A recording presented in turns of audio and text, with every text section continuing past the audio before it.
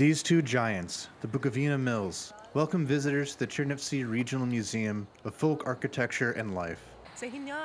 It's a brilliant architectural site of our people. There are almost no mills like these left. Unfortunately, our children won't see them in the villages. Our mills are called pillars. This is because they have an oak pillar dug in the ground as their base. They can be rotated in the direction of the wind.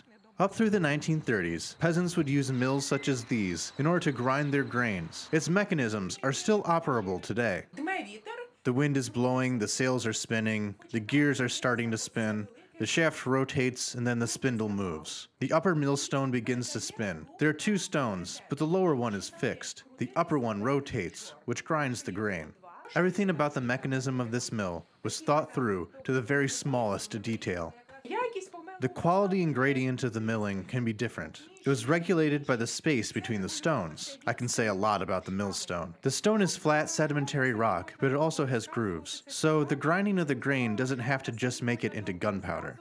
And this is the house for a middle-income family. It was built in 1890. According to tradition, the entire family would spend a lot of time in just one room, near the heating stove.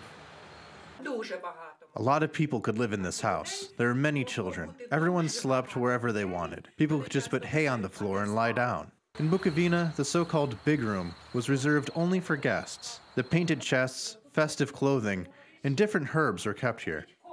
Look how beautiful it is. Even in such an ordinary house, people tried to make everything beautiful. It's the well-designed space that they lived in. In the Chernivtsi Open Air Museum, 4 Bukovyna manors with their houses, household items, and sheds are on display. The exhibits were brought here in a very original way.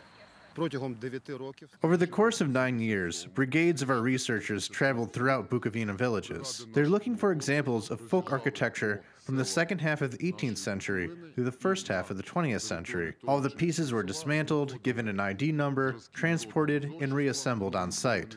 Researchers from the museum are inspired by the way of life of their ancestors. Modern people can look back in time to see what it would mean to manage a farm, build buildings, and save resources. In the territory of the museum, there's also a half-dugout dwelling reconstructed by researchers. They want to completely recreate the life of ancient Bukovynians. In addition to its normal activities, the Chernivtsi Open Air Museum is a popular place for hosting various ethnographic festivals.